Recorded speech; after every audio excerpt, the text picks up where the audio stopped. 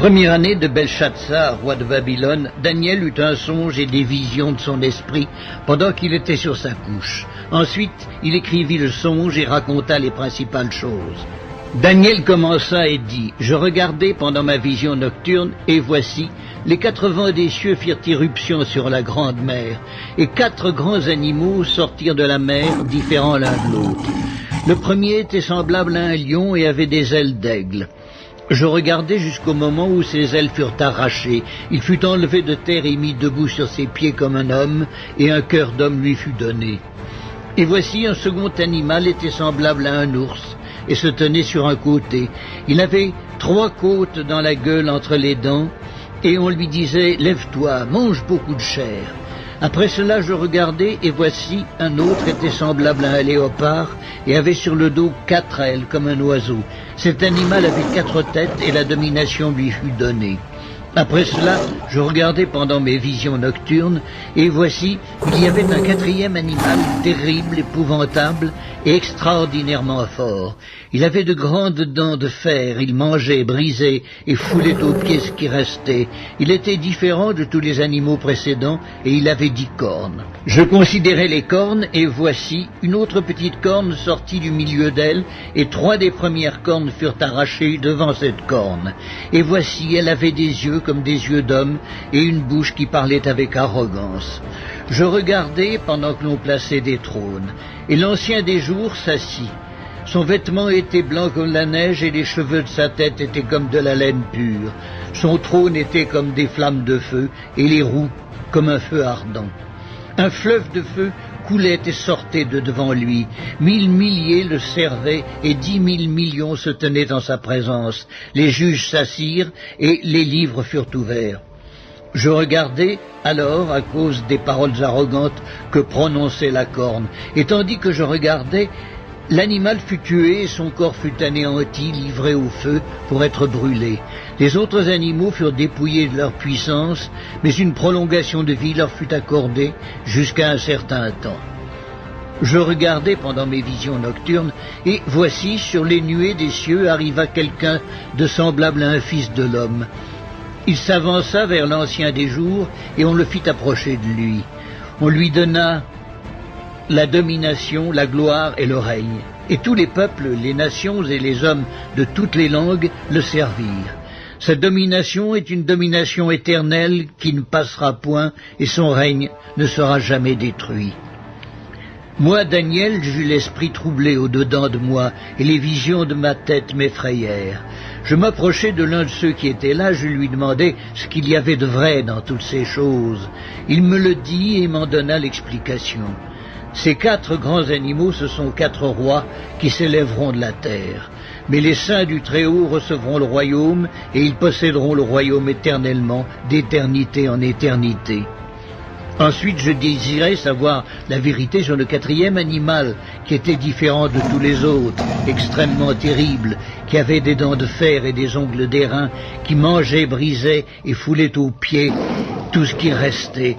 Et sur les 10 cornes qu'il avait à la tête, et sur l'autre qui était sortie, et devant laquelle 3 autres étaient tombés, sur cette corne, qui avait des yeux, une bouche parlant avec arrogance et une plus grande apparence que les autres, je vis cette corne faire la guerre aux saints et l'emporter sur eux, jusqu'au moment où l'ancien des jours vint donner droit aux saints du Très-Haut, et le temps arriva où les saints furent en possession du royaume.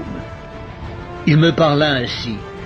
Le 4e animal, c'est un 4e royaume qui existera sur la terre, différent de tous les royaumes, et qui dévorera toute la terre, la foulera et la brisera. Les 10 cornes, ce sont 10 rois qui s'élèveront de ce royaume. Un autre s'élèvera après eux, il sera différent des premiers, et il abaissera 3 rois.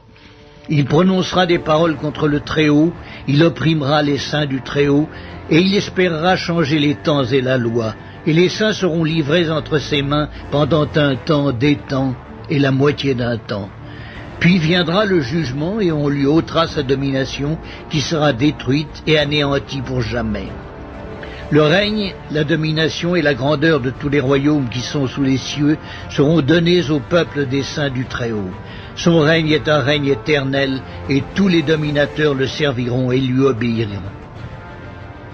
Ici finirent les paroles. Moi, Daniel, je fus extrêmement troublé par mes pensées, je changeai de couleur et je conservai ces paroles dans mon cœur.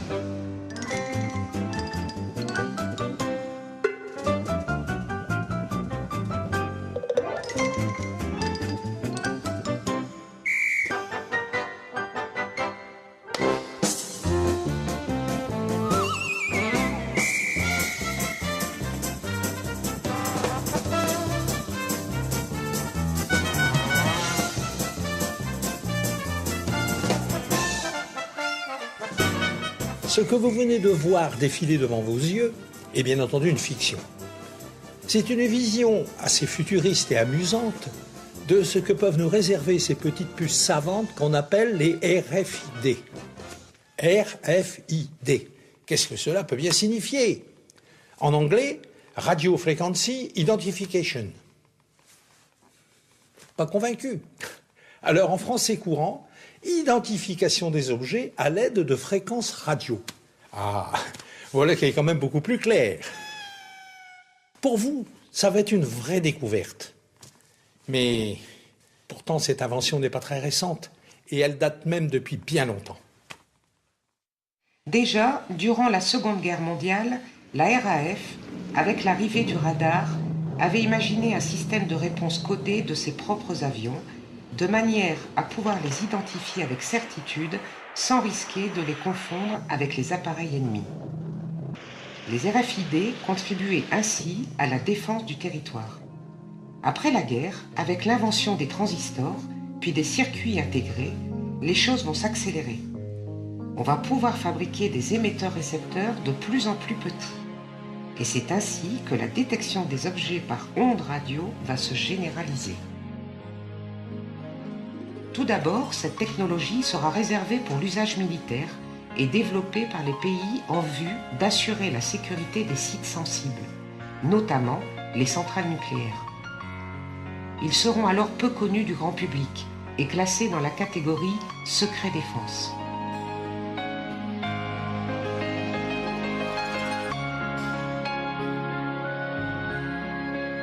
Mais à partir des années 80, on verra apparaître le transfert de cette technologie dans le secteur privé. L'exemple le plus représentatif de cette technique sera, sans aucun doute, celui des barrières de péage qui se lèvent automatiquement à l'approche d'un véhicule dont le pare-brise est équipé d'une carte spéciale RFID. Une fois le péage franchi, le montant de la transaction est aussitôt débité sur le compte du client.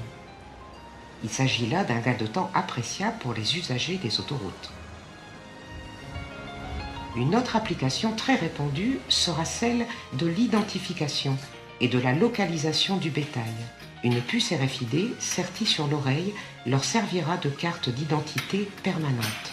C'est le début de la traçabilité des viandes animales, procédé totalement généralisé de nos jours, même chez les animaux domestiques où il remplace maintenant l'ancien tatouage. Ce sera aussi le début de l'étiquetage commercial par de nombreuses entreprises américaines et européennes. Mais me direz-vous, l'étiquetage commercial existe depuis bien longtemps, par l'emploi d'étiquettes codées que l'on désigne sous le nom de code-barre. Voici un exemple agrandi de ce genre d'étiquette que vous connaissez et qui identifie parfaitement les produits qu'elle équipe. Alors quel besoin a-t-on de le remplacer par un autre procédé ? L'avantage des RFID, c'est qu'ils permettent d'être lus à distance. C'est de la communication entre objets sans contact direct. Prenons quelques exemples.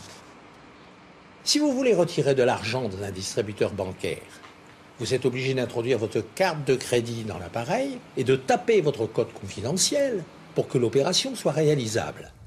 Et il en est de même pour tout achat fait avec ce procédé.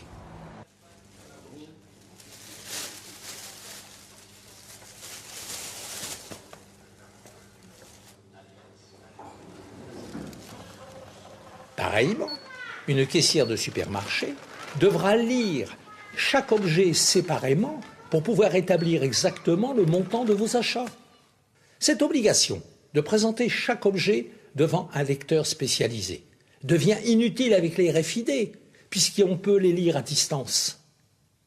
L'avantage semble intéressant, mais voyons d'abord comment cela fonctionne. Pour cela, nous nous rendons à l'INRIA, Institut national de recherche en informatique et automatique, installé sur le parc de la Haute-Borne, à Villeneuve-d'Ascq. Monsieur Reda Kassi, ingénieur-chercheur, nous montre un ensemble bizarre, qui à première vue ne nous inspire guère.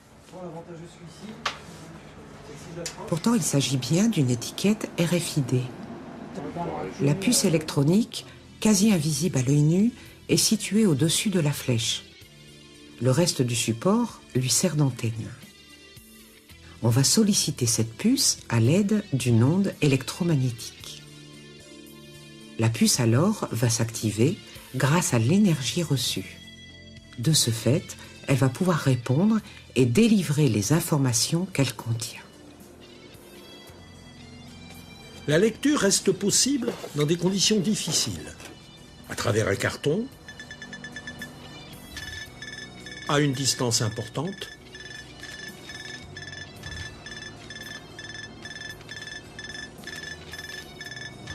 et même pour identifier plusieurs objets à la fois. Résumons-nous. Les étiquettes RFID sont des objets complètement passifs qui n'envoient leurs informations que si elles sont sollicitées par une onde électromagnétique. Elles peuvent être lues à des distances importantes, plusieurs mètres. On peut lire plusieurs étiquettes à la fois, même à travers un obstacle. Ces petites puces, à peine visibles à l'œil nu, peuvent contenir plusieurs centaines d'informations. C'est effectivement assez magique, mais comment peut-on réaliser de telles merveilles ? Pour le comprendre, nous nous rendons dans le laboratoire de l'IEMN.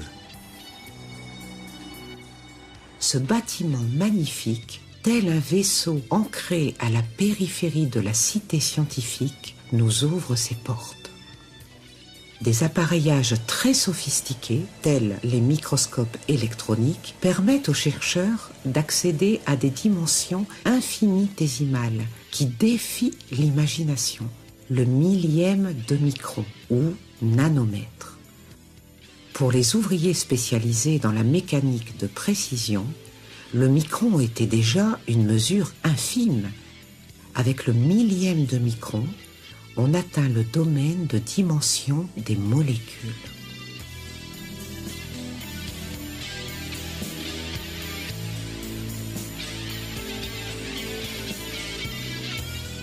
Grâce à ces machines extraordinaires, on va pouvoir miniaturiser à l'extrême des équipements électroniques très complexes et réaliser ainsi des ensembles qui vont révolutionner le monde de demain.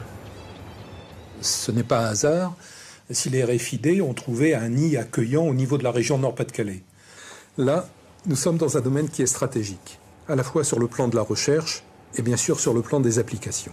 À l'université, et en particulier à l'IEMN, nous menons des recherches de niveau international dans le domaine des composants électroniques à l'échelle nanométrique, mais aussi dans le domaine des logiciels, donc de l'informatique qui permet de communiquer avec ces composants. L'originalité de nos travaux, c'est que nous menons des recherches au niveau global, à la fois sur les composants et sur les logiciels. Et là, je dirais qu'en France, c'est unique d'avoir une excellence dans les deux domaines. Tous les ingrédients sont réunis. La recherche fondamentale, la recherche technologique, et puis la présence de nombreux utilisateurs, des sociétés de commercialisation, de distribution, de logistique. Une innovation ne vaut qu'au regard des applications qu'elle permet. À cet égard, la région de Nord-Pas-de-Calais offre de nombreux domaines d'application aux technologies sans contact. Cette thématique est à l'origine de la mobilisation de nombreux acteurs dans notre région, notamment les écoles d'ingénieurs. Pour n'en citer que deux, HEI et ENSAM ont développé des applications des plus intéressantes. Je vous encourage à aller les découvrir, elles parleront mieux que tous mes discours.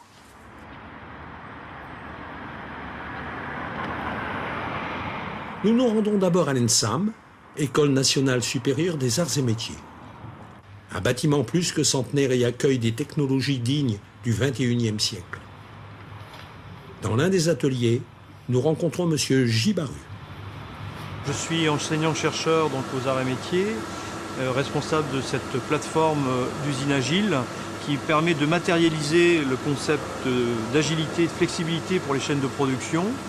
Alors, nous avons différents éléments qui contribuent à cette flexibilité et cette agilité à travers des robots, des systèmes sans contact, en particulier un système permettant de faire de la traçabilité de containers arrivant dans la plateforme à l'école, une partie qui concerne des tags RFID qui permettent de faire de la traçabilité via le convoyeur de la plateforme, une partie qui concerne de la vision et donc pour faire du dévraquage par robot de pièces.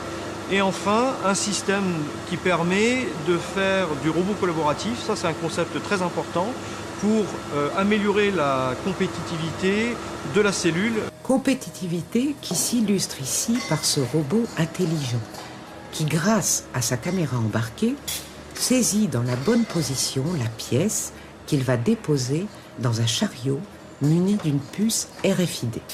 Le système informatique va écrire dans cette puce toutes les informations nécessaires à l'acheminement de la pièce vers le bon lieu d'usinage.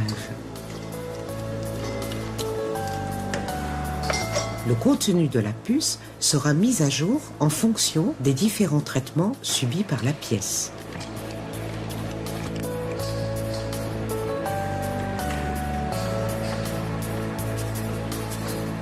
En fin de cycle, le robot chargeur peut également ranger ses caisses.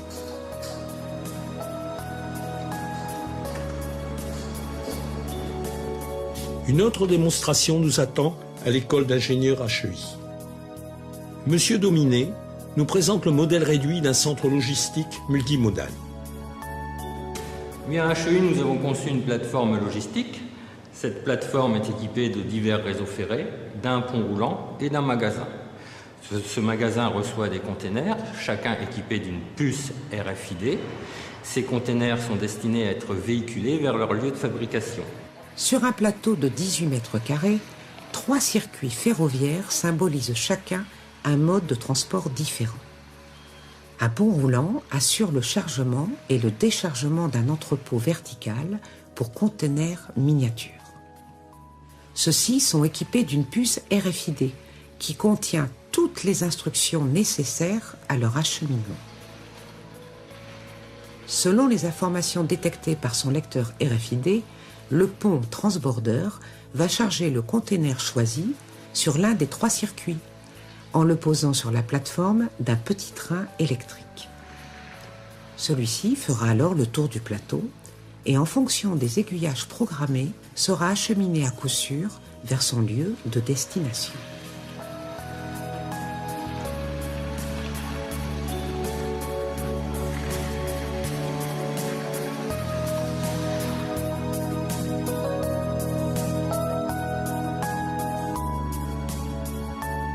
Peut-être pensez-vous que cette maquette n'est qu'un jouet amélioré et qu'elle ne présente finalement que peu de rapport avec la réalité.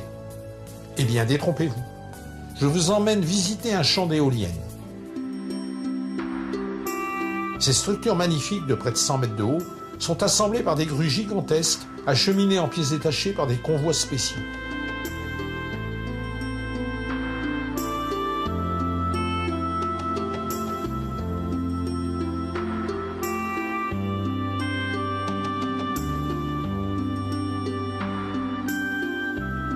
Les différents éléments de ces grues, socles, treillis, câbles, contrepoids, etc., sont tous repérés par un tag RFID en liaison radio avec le camion qui les transporte. Il est donc impossible d'oublier quelque chose. C'est la société BizDev de Tournai, spécialiste des technologies mobiles, qui a mis en place ce système. Elle intervient également dans le réseau de transport bruxellois et dans une célèbre brasserie belge pour le suivi de fabrication. Sur la route, cela représente un convoi exceptionnel de près de 30 camions. Monsieur Frédéric Dufour nous précise. Les tags RFID communiquent avec la grue. Les informations sont répercutées au niveau de notre dispatch qui peut localiser à tout moment l'ensemble des éléments qui composent notre grue.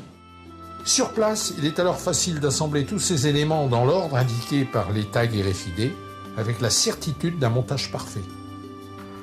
Donc, que ce soit en modèle réduit ou en grandeur réelle, les RFID apportent un soutien logistique incomparable.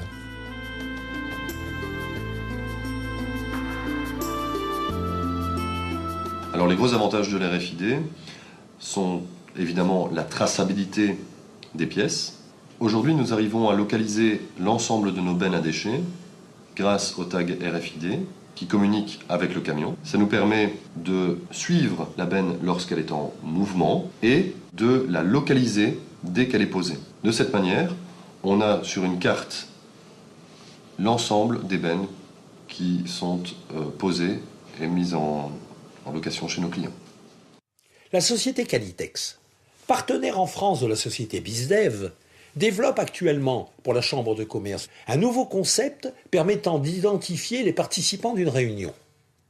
Munis d'un bracelet ou d'un badge RFID, ceux-ci sont reconnus dès leur arrivée dans la salle et leurs fiches personnelles ainsi que leurs souhaits sont affichés sur grand écran.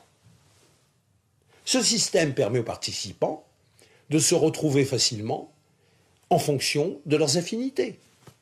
Encore une application pratique et amusante. Ces petits lapins sont munis d'une puce RFID et destinés à être emportés par les enfants d'une même famille. Le plus gros renferme un détecteur RFID relié à un ordinateur. Naomi revient de l'école, son petit lapin personnel dans sa poche. Elle le pose devant le grand lapin. Celui-ci la reconnaît. Bonjour Naomi, ton repas est prêt. Bon appétit? Et envoie alors un message mail ou SMS à la maman. Quelque temps plus tard, c'est au tour de Tom.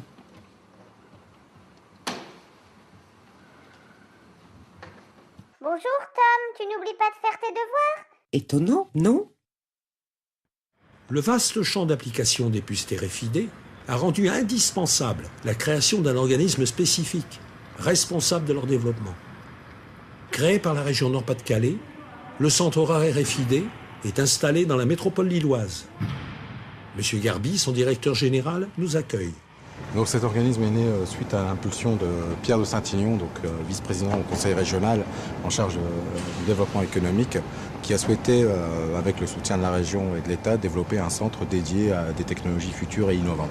En l'occurrence sur les technologies liées aux technologies sans contact et à l'Internet des objets plus particulièrement. Donc passer une étape et de développer un centre autour de la convergence, que ce soit de l'électronique, de l'informatique et des télécommunications.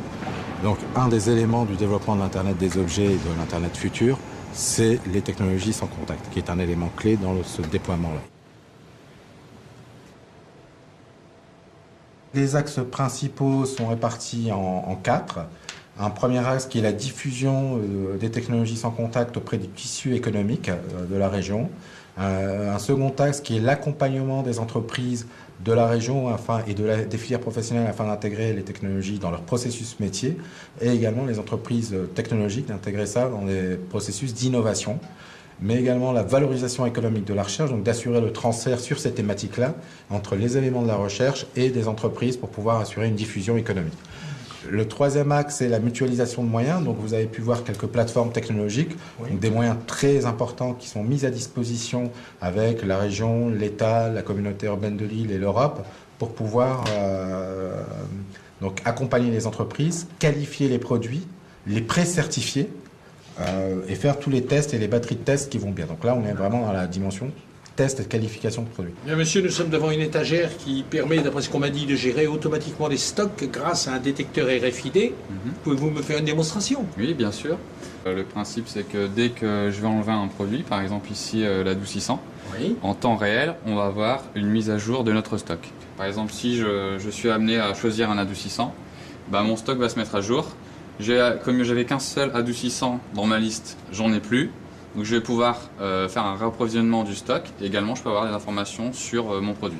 Dès que je vais remettre le produit, on va voir que l'adoucissant réapparaît dans ma liste de stock. C'est assez magique. Voilà, tout simplement. Tout à fait. Mais montrer une penderie intelligente, oui. En quoi cela consiste-t-il? Alors tout simplement, sur cette penderie, les vêtements sont équipés de tags RFID. Oui. Ça permet d'identifier le vêtement, de connaître la taille du vêtement, la couleur du vêtement. Ça permet de remplacer également les codes barres à 1 dimension que l'on trouve généralement dans le commerce. Et par exemple, grâce à ce type d'appareil, qui est une raquette RFID, je vais pouvoir faire l'inventaire de mon magasin extrêmement rapidement, juste en passant la raquette devant mes vêtements. Donc, si je regarde mon nombre de vêtements, j'ai affiché 5 vêtements à l'écran. Oui. Et je peux avoir des caractéristiques sur le vêtement. Chemise homme, taille 40, chemise noire, etc. Oui. Le client choisit un vêtement, vient le poser sur le pater et voit les informations complémentaires sur le vêtement. Donc on peut avoir une photo, on peut avoir un descriptif, le prix du vêtement, etc. Et ça marche aussi avec... c'est pas un truc là, c'est possible de le faire avec un autre. Ah, sur n'importe quel type de vêtement qui possède cette puce, on peut voir comment il se porte et avoir tous les détails. Exactement. C'est quand même un avantage extraordinaire, effectivement. Donc c'est un gain de temps pour les clients, pour choisir leurs vêtements. Plus pour la clientèle. Et le voir porter avant de pouvoir l'acheter. Tout à fait. Pouvez-vous m'expliquer, monsieur, à quoi sert cet appareil? Alors cet appareil nous permet de détecter en fait des objets enterrés. Oui. Donc, par exemple, nous on a pris le cas d'une conduite de gaz. Oui. Donc ce genre de boule, c'est en fait des étiquettes RFID finalement. Ah oui, une étiquette RFID. On a enfoui, donc au moment par exemple d'une intervention, on enfouit cette boule sur la conduite de gaz. Oui. Et en fait cela nous permet par exemple à une prochaine intervention de savoir où se trouve exactement la conduite de gaz et après de mettre à jour en temps réel les interventions sur cette conduite. Si je pose la boule ici quelque part, et votre appareil va la repérer. L'appareil va la repérer immédiatement. Donc j'allume par exemple, donc j'avance. Donc voilà, j'ai détecté, je sais qu'elle est en ce point-là du... Et là j'ai une question. Si par exemple je cache la boule, puisqu'elle est censée être enterrée, si je mets un carton sur la boule par exemple, Votre appareil va quand même le détecter? Ah oui, bien sûr, parce que c'est fait pour aller jusqu'à 80 cm, donc il n'y aura aucun problème. De la même manière. Oui, efficace. Et donc après, par exemple, si j'ai fait une certaine intervention sur ce conduit de gaz, j'entre ici quelle intervention j'ai faite et les données sont envoyées directement par exemple GSM ou GPRS sur un centre qui va gérer l'ensemble des canalisations. On sait qui est venu avant moi, à quel moment. Voilà. Extraordinaire. Et le quatrième axe, qui est un axe important vu qu'il touche l'homme en soi, Problème d'éthique. On est sur la dimension éthique, la dimension sociale également. Donc comment on va réorganiser les emplois des individus, comment on va les accompagner dans leur formation, dans les plans de conduite, donc avec des partenaires qui sont l'Agence régionale d'amélioration des conditions de travail, sur le volet de la santé qui sont l'INRS, qui sont la CRAM. Donc comment ces technologies sont-elles dangereuses, quel est leur impact au niveau de la santé.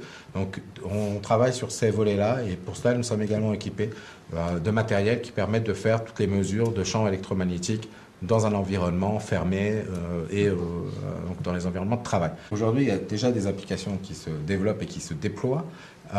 Nous avons par exemple pas très loin d'ici la maison de retraite à l'homme qui a développé un système de montre sans contact qui assure 3 fonctions. Une première fonction qui est d'éviter à ce que des personnes atteintes de maladie d'Alzheimer de se retrouver en danger. Donc les portes se ferment dès qu'elles approchent pour éviter à ce qu'elles puissent s'enfuir, ce qui est une sécurité et un danger pour eux surtout. Une seconde fonction qui est lorsqu'elles ont un problème, une perte de verticalité, une chute pour des personnes âgées, donc une alarme se déclenche automatiquement. Et sur un support mobile, l'infirmière est prévenue et a une visualisation de géolocalisation où se trouve la personne. Donc on peut tout de suite intervenir. Mais également, si la personne âgée a un problème, à l'appui, une alarme se déclenche dans le même principe. Voilà.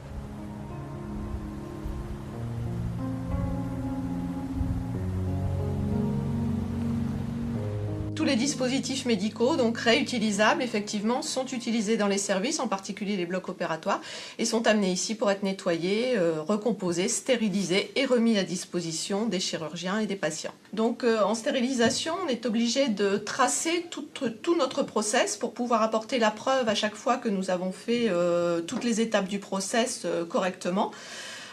Pour obtenir cette traçabilité, il faut évidemment identifier tous les plateaux opératoires et nous avons choisi, pour identifier nos plateaux opératoires et les suivre tout au long de la traçabilité, le système RFID. Le bain de prédésinfection est évacué au moyen d'une pompe aspirante.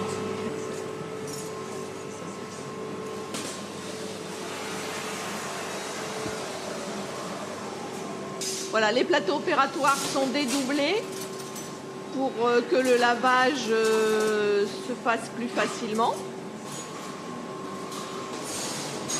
Les plateaux sont disposés sur une embase de chargement.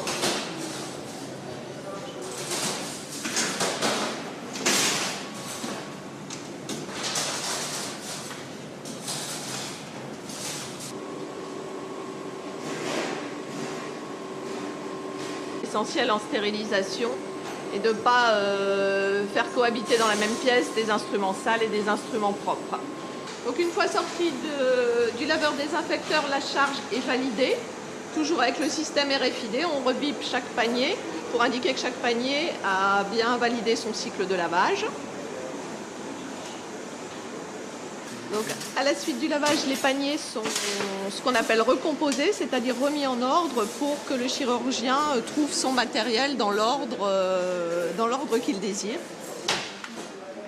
Et identification du plateau opératoire. La stérilisation se fait par de la vapeur d'eau qui va passer au travers de l'emballage et le papier va servir à maintenir la stérilité après la stérilisation.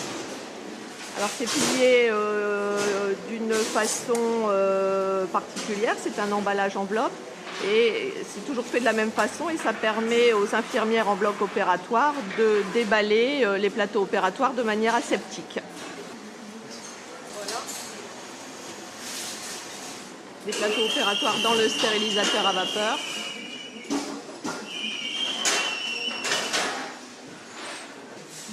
Voilà, le cycle est lancé, durée 1h15. La deuxième étape, c'est d'identifier tous les instruments qui sont dans le plateau opératoire Et pour ce faire, effectivement, il y a 2 solutions en gros sur le marché actuellement, le RFID sur l'instrument et le Data Matrix. Nous avons fait des essais avec le RFID sur l'instrument. Ça consistait à souder une puce métallique sur chaque instrument. On était à entre 7 et 10 euros par instrument. On avait 200 000 instruments à faire sur le CHU. Donc c'était absolument pas envisageable. En plus, pour le faire, il fallait ramener les instruments en usine.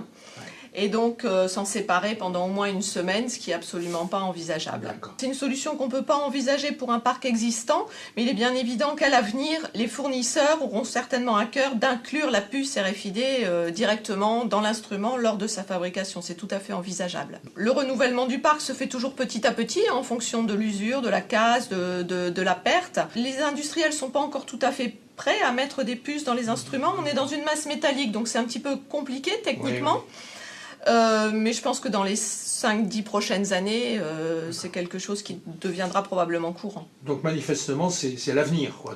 C'est probablement l'avenir, effectivement. Et notre souhait ultime, ça serait effectivement de pouvoir passer un panier plein d'instruments comme ça, et de le passer sous un lecteur, et de savoir instantanément, en passant juste sous un portique, les instruments qui sont dans le plateau. Ça nous éviterait de les prendre un par un pour vérifier que tout est bien dans le plateau.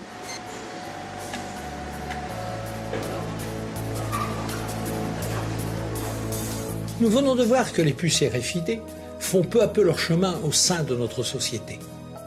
Leur possibilité de stockage, plusieurs centaines de caractères, et de lecture à distance, plusieurs mètres, en font des vecteurs irremplaçables pour assurer la traçabilité des produits qu'elles équipent, que ce soit des chariots, des containers ou des paniers.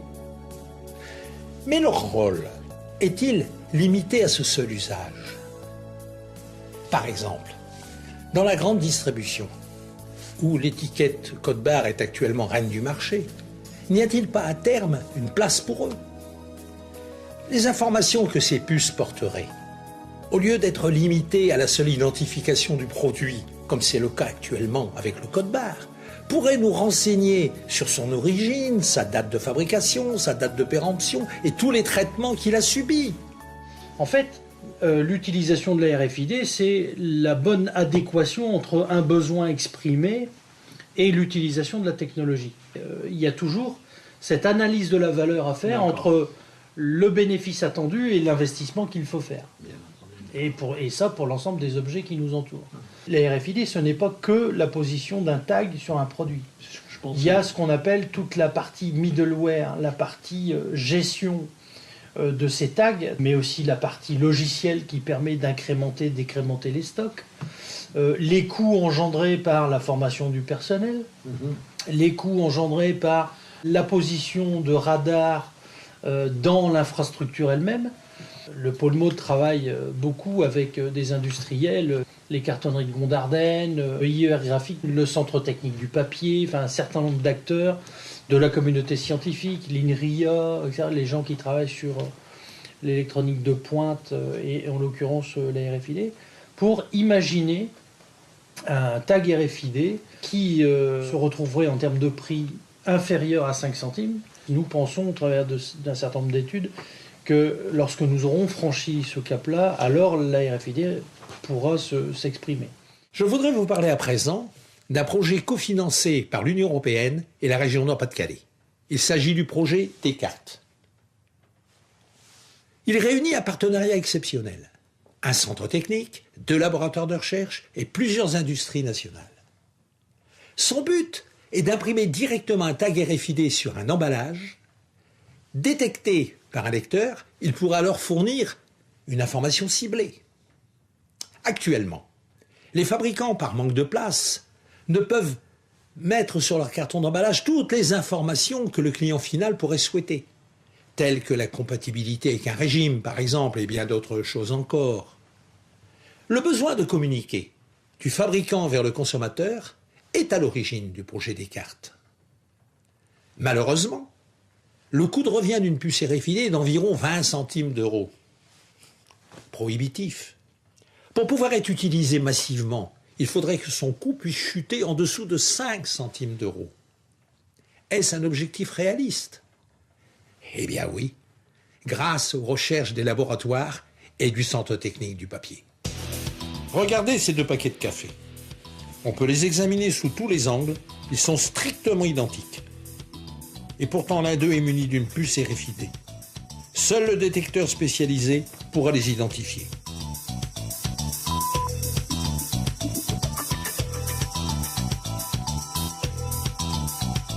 Comment arriver techniquement à un tel résultat? La cartonnerie de Gondardenne, située près de Saint-Omer, a pour vocation de fabriquer des cartons d'emballage. Cette production à grande échelle alimente directement les fabricants qui n'auront plus qu'à les conditionner et y imprimer leurs propres étiquettes. Jusqu'à présent, rien que de très normal. Mais nous découvrons au Centre technique du papier à Douai une machine prototype qui va imprimer sur ces mêmes cartons, à l'aide d'une encre conductrice, une antenne pour RFID.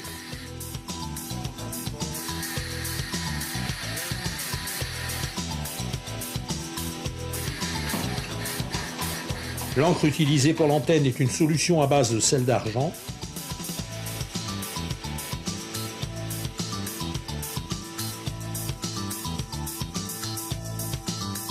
Celle-ci n'est visible que sous un éclairage rasant. Ensuite, on va apporter sur ce carton, au centre de l'antenne, une puce RFID, encapsulée dans un plastique. Sa dimension est inférieure au centimètre carré. À partir de là, le tour est joué. Il suffit d'ajouter sur le carton son étiquetage normal et plus personne n'y verra la moindre différence. Ce complément d'étiquetage est réalisé dans des imprimeries industrielles telles que celle de Stratus et Tinor AM. Sachant que le marché européen du carton est de 9 millions de tonnes, ce qui représente, toute taille confondue, 240 milliards de boîtes, on comprend pourquoi le coût de revient d'un étiquetage RFID peut devenir compétitif. Lancé en 2008, le projet Descartes a dans un premier temps fait la démonstration de la faisabilité du procédé. Depuis 2011, le Centre technique du papier et ses partenaires ont transféré cette technologie pour des applications économiques industrielles. L'utilisation des RFID est donc un enjeu important dans le fonctionnement futur de notre société. À l'échelle européenne, chaque pays se sent concerné. Et il est intéressant de noter que nos voisins allemands ont déjà franchi le pas. En effet, depuis quelques années, ils ont ouvert à Rheinberg, près de Düsseldorf dans le nord de l'Allemagne, une grande surface commerciale où les étiquettes RFID sont testées. Dans ce magasin assez révolutionnaire, bien entendu, les caisses traditionnelles existent toujours et le client peut effectuer ses achats de manière classique. Mais s'il le désire, il peut prendre un caddie tout à fait spécial. Ce dernier est équipé d'un détecteur RFID et d'un écran de contrôle semblable à celui d'un mini-ordinateur. Dans les allées du magasin, des consoles, apparemment normales, sont équipées d'un détecteur qui contrôle en permanence leur contenu réel grâce aux étiquettes RFID qui équipent tous les produits. Quand le client prend une marchandise quelconque, celle-ci est automatiquement défalquée et le stock est ainsi tenu à jour en temps réel. Le caddie détecte la pose de ce produit et en affiche aussitôt les informations et le prix sur son écran vidéo. Si le client achète un produit en vrac, il le pèse et la balance lui délivre un ticket RFID. Souvenons-nous, lors de notre visite au centre RFID, nous avions déjà découvert la gestion de stock en temps réel, mais aussi la possibilité de tester virtuellement le choix d'un vêtement. Ici, des cabines d'essayage nous donnent directement sur grand écran l'aspect réel qu'aura notre vêtement une fois porté. La décision concernant le choix d'un article est ainsi grandement simplifiée. Au terme de ses achats, le client présente son caddie devant un portique détecteur qui lui indique le prix à payer. Après avoir réglé par carte bancaire, il peut quitter le magasin. Dans le hall de sortie se trouve un appareil qui permet de désactiver les puces RFID si le client le désire. Et c'est là que l'histoire prend un nouvel aspect. Nous avons déjà évoqué la possibilité qu'a l'étiquetage RFID de gérer des applications nouvelles, notamment le réfrigérateur qui vérifie lui-même les dates de péremption et peut, s'il est programmé pour cela, prévenir la ménagère de l'absence de certains produits. La machine à laver, qui définit elle-même son cycle de lavage en fonction des vêtements qu'on lui dépose, et peut refuser de fonctionner si on lui présente un mélange anormal, laine et coton. Or, toutes ces applications deviendraient impossibles si systématiquement on effaçait les puces après leur achat. Voilà. Pourquoi une telle pratique? Au nom de quoi? Eh bien, tout simplement pour éviter que les données contenues dans ces puces ne soient exploitées a posteriori pour analyser le comportement et les habitudes des individus. Une sorte d'espionnage commercial. D'ailleurs, c'est tellement vrai qu'à Rheinberg, la grande surface a subi une pétition prétextant que le système d'effacement des puces n'était pas infaillible. Et il existe en Europe, et même aux États-Unis, des comités d'éthique qui militent pour obtenir le silence de la puce. Silence ma puce, on t'écoute. Est-ce là une attitude bien raisonnable? Moi, je pense qu'il y a un moment donné où tout ça relève de la parano. Oui, mais certaines personnes estiment que c'est une atteinte à leur intimité. Mais il n'y a pas plus d'atteinte que de suivre quelqu'un en voiture ou d'avoir un compte sur Facebook. Bien sûr. Les utilisations frauduleuses de telle ou telle technologie, vous savez, il y a des gens qui, avec des bouts de scotch, retirent de l'argent des distributeurs de billets. Il y a des gens qui peuvent vous repérer avec votre téléphone portable grâce à un scanner à l'extérieur. Enfin, il n'y a pas plus de risque qu'autre chose. Cette puce est à la croisée des chemins sur tous les services associés. En fait, ce qu'il faut regarder... C'est ça qu'il faut prendre en compte. C'est ça qu'il faut prendre en compte comme livrable ultime, livrable au pluriel. Ah oui. C'est tout ce qui est possible et imaginable de faire avec une puce RFID sur un emballage. Pensez par exemple que le fait qu'un réfrigérateur puisse communiquer avec un emballage doté d'une puce qui va renseigner sur la température de produit qui s'y trouve, ou éventuellement sur la fin de vie du produit, etc.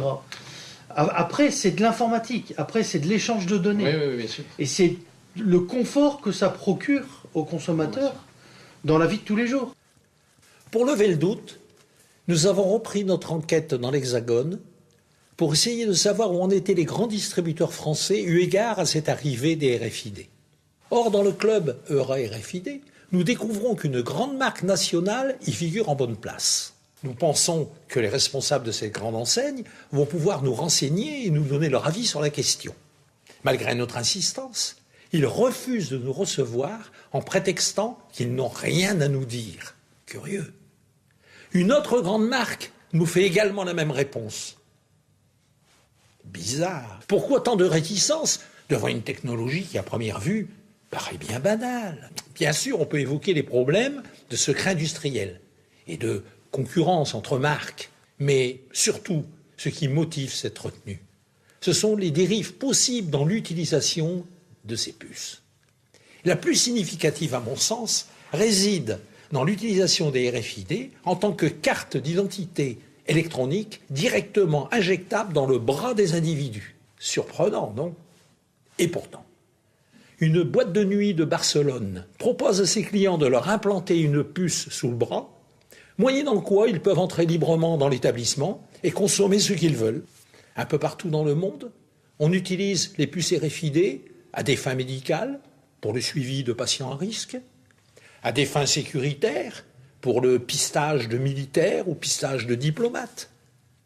Ces promoteurs estiment qu'à long terme, ce genre de puce permettra de se passer de papier d'identité et de carte de crédit, car selon eux, c'est un moyen imparable de lutter contre la fraude.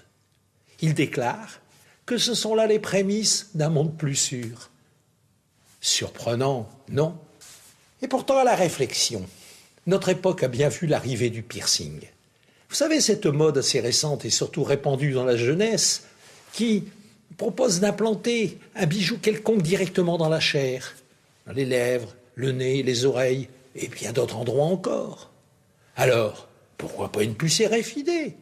Au moins, ça servira à quelque chose. Accepteriez-vous une puce RFID dans le bras? Dans le cadre de mon travail, ça ne me dérangerait pas. Je trouverais même ça normal. Par contre, dans le domaine de la vie privée, là, par contre, je serais complètement opposé. Alors là, certainement pas. Je trouve ça vraiment incongru, dérangeant. Jamais on mettra quelque chose sous mon bras. Qu'elles soient injectées dans mon corps, en aucun cas. On ne connaît pas les problématiques médicales. Par contre, la porter sur moi, dans une carte, une puce, dans une carte, pas de souci. Moi, je suis journaliste à Bruxelles et je travaille auprès des institutions européennes. Et je perds énormément de temps dans une journée à passer dans des contrôles, à présenter des cartes d'identité, des badges d'accès, etc. Et j'ai l'impression qu'avec une puce, eh bien, ça me ferait gagner énormément de temps où je serais plus obligé sans arrêt de sortir mes cartes, etc. On réalise, en écoutant les réponses de chacun, que finalement, les avis sont très partagés, quelle que soit la classe d'âge et l'activité. Que faut-il en penser? D'abord, où en est la législation française dans ce domaine? Première chose, si vous voulez, c'est qu'il n'y a pas d'usage bon ou mauvais en soi. Tout dépend effectivement de l'objectif poursuivi. Donc il y a des puces RFID qui peuvent être utilisées dans un objectif parfaitement compréhensible et qu'on peut soutenir. Et puis il y a des puces RFID que l'on peut effectivement utiliser pour un usage qui peut s'avérer dangereux. C'est l'usage qui importe et pas la technologie en elle-même qui est neutre. Le problème, c'est que l'usage qui en effet se multiplie, se diversifie, et qu'il n'y a évidemment aucune coordination de tout cela. Ça veut dire que nous, à la CNIL, nous nous rendons compte aujourd'hui que ça part dans toutes les directions. Dans certaines boîtes de nuit de Barcelone, Madrid, Mexico ou Rotterdam, les gens se font effectivement injecter dans le bras une puce RFID pour un plaisir aussi dérisoire que celui qui consiste à entrer avant les autres. J'y suis tout à fait hostile, mais il faut bien comprendre que là, c'est l'autre aspect des choses. C'est-à-dire que la puce RFID, effectivement, peut être utilisée non pas à l'insu, ni au détriment d'une personne, mais avec sa propre volonté, pour un usage qui en réalité est un usage dérisoire, et en réalité détourné. Mais je crains qu'avec des usages aussi débiles, il n'y a pas d'autre mot, que celui dont on parle à l'instant, on casse un peu l'image de la puce RFID aux yeux des uns et des autres, et donc qu'on en arrive à rompre la confiance. Dans notre propos, on s'est focalisé sur le commerce, l'utilisation dans la grande distribution, mais les applications par le biais de l'impression d'un tag RFID, ça peut aussi sauver des vies. Aujourd'hui, il y a déjà des applications qui fonctionnent sur la traçabilité des poches de sang. C'est quand même, faut pas donner beaucoup d'explications et longtemps pour concevoir qu'effectivement ça peut sauver des vies. Les personnes qui malheureusement sont atteintes de la maladie d'Alzheimer, pouvoir accrocher un bracelet à un patient pour connaître qui il est, où il va, etc. Parce que quelqu'un qui a Alzheimer, c'est pas marqué sur son front. Et pourtant, on a besoin de protéger ces personnes, on a besoin d'avoir la cartographie de l'état de santé de ces personnes. Et là, la RFID, en l'occurrence, peut servir. Nous sommes quand même un peu rassurés. Mais souvenons-nous que M. Garbi nous avait parlé d'une application régionale concernant cette technologie. Il s'agissait d'une maison de retraite. La maison de retraite Gilbert Forestier, située à Lomme, près de Lille, et où tous les pensionnaires sont équipés d'un bracelet électronique aux multiples fonctions. Les problèmes de fugue, vous voyez comment est situé ce bâtiment sur une avenue très passante et donc avec tous les risques d'accident que cela comportait. Donc nous avons cherché un système qui permette de couvrir ce risque. C'est ainsi que nous avons découvert Vivago, qui était installé de manière très partielle dans certains établissements en France et qui avait un avantage d'être non seulement un système antifugue réglable, ça veut dire que tout le monde n'est pas interdit à la sortie, il y a des gens qui voyagent librement, tout le monde n'a pas les mêmes contraintes, c'est quand même une sécurité avant d'être une contrainte. Le système ne se veut pas contraignant. Le système a plusieurs philosophies. La première, c'est l'appel malade, tout simplement, j'appuie dessus, j'appelle quelqu'un parce que ça ne va pas. La deuxième, c'est l'antifugue, c'est-à-dire que le système est réglé avec des points relais qui permet à la personne d'approcher un certain nombre de mètres qu'on règle. La personne n'a pas le droit d'aller à plus de 5 mètres, plus de 10 mètres de la porte. Et le système va se bloquer, c'est-à-dire les portes vont se fermer. Bien sûr, c'est asservi à un système incendie automatiquement elle s'ouvre en cas d'incendie. Et enfin, c'est un système qui permet d'avoir des alertes en cas de chute, par exemple, ou en cas d'anomalie. Si quelqu'un reste immobile trop longtemps et anormalement, le système va déclencher. Donc c'est ce bracelet qui est donc accroché au poignet du résident, comme ceci. C'est un bracelet souple, confortable. Voilà, ici vous avez un petit bouton. Lorsque le résident en fait a besoin de nous ou est en détresse, il appuie sur le bouton. Voilà. Et là, on va être mis en relation directement par le logiciel, en fait, notre téléphone, qui va nous signifier en fait l'appel du résident et l'endroit où il se trouve en fait dans la résidence.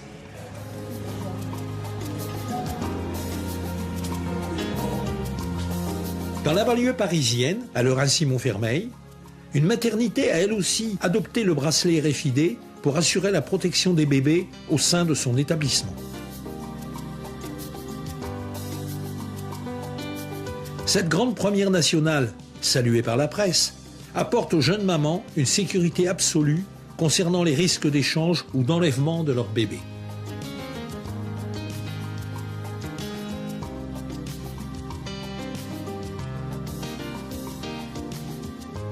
Que ce soit pour les personnes âgées ou pour les bébés, qui tous deux ont besoin d'être protégés, on voit que les RFID apportent une solution qui, à première vue, semble incontournable. Nous avons présenté ces deux applications à M. Turc pour connaître son avis. En réalité, il faut regarder, j'ai presque envie de dire, chaque classe d'âge. Prenons un exemple concret pour commencer. Le fait d'utiliser ces systèmes à l'égard, par exemple, de malades atteints de la maladie d'Alzheimer, dans une large mesure, c'est intéressant. À condition que ce soit bien encadré avec le médecin, la famille, etc. À condition aussi qu'on s'adresse à des malades qui ont passé un stade tel qu'ils ont des véritables problèmes d'éclipse de conscience et donc qu'ils courent des risques. À ce moment-là, le fait de pouvoir à tout moment les repérer pour leur venir en aide, c'est une bonne solution. À l'autre extrémité, les nourrissons. Là, je suis nuancé. Pourquoi ? Parce qu'évidemment, sur le papier, l'idée est bonne. Bon, on met en place un périmètre de sécurité. Lorsque le nourrisson le franchit sans que ce soit prévu, ça déclenche une alarme. Simplement, nous, on se pose quelques questions. Entre les deux, c'est-à-dire entre les personnes très âgées et les nourrissons, il y a une différence de situation et de gamme. La différence de situation est la suivante. L'intérêt pour les malades atteints de la maladie d'Alzheimer, c'est tout de même de leur redonner une part d'autonomie à l'intérieur d'une enceinte surveillée. C'est un plus. Pour un bébé, ça ne redonne pas d'autonomie. Non. Bien. Donc on voit que l'avantage n'est pas le même. En réalité, il faut résister à cette tentation et regarder chaque technologie en se disant est-ce que ça correspond véritablement à un besoin social affirmé et est-ce que nous sommes capables de l'encadrer juridiquement.